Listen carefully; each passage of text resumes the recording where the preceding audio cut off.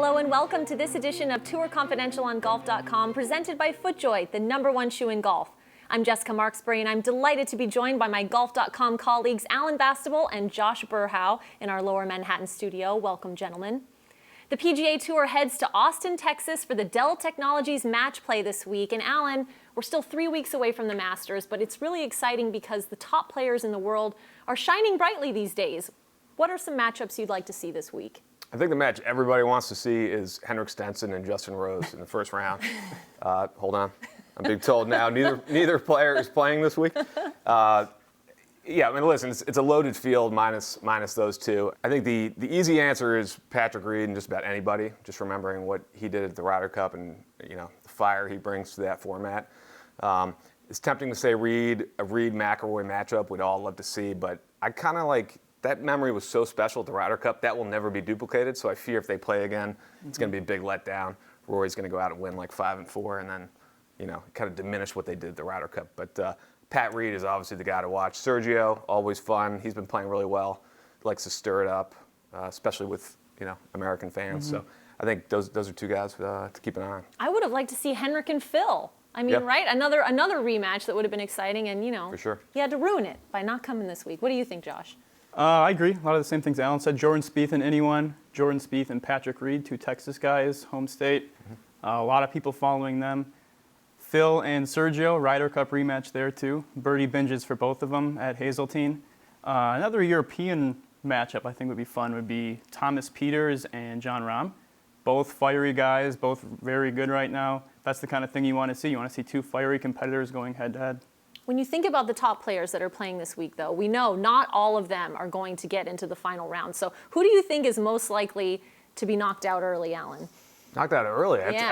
I didn't see that question coming. You know, it would not be shocking to see any of them go. It's happened before, right? Yeah, it happens. It happens all the time, and you know we know how deep the tour is now. You know, the number 64 player in the world is there's really not much between him and the #1 player in the world.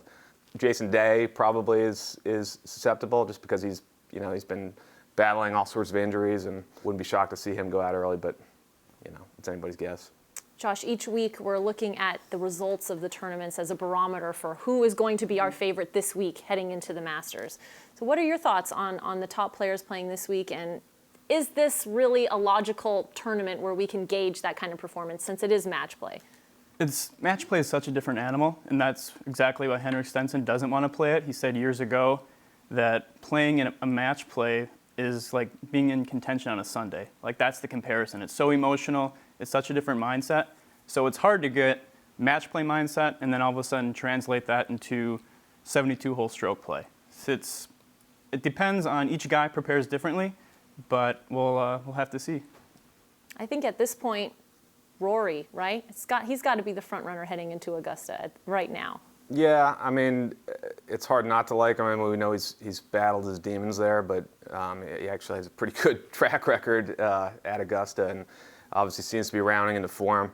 You know, it's a tough. The match play falls in a tough spot now. 2 weeks before the Masters, you can understand why guys don't want to go there. They've been out west. They've been trying to keep up on the Florida swing. A lot of guys feel pressured to play in Arnie's event. You got other players from Europe coming in from the Middle East. The schedule is so packed in. I can understand not wanting to go to Texas, potentially get bumped after the round robin round. You get just a couple of rounds in. Guys have Augusta on their mind. There's only one more tournament between the match play and the Masters, so it's time to lock and load. Well, we'll certainly look forward to seeing who will prevail in the match play this week. Alan and Josh, thank you so much for your time and insight. And thank you all for joining us on this edition of Tour Confidential on Golf.com, presented by FootJoy, the #1 shoe in golf. We'll see you right back here next week.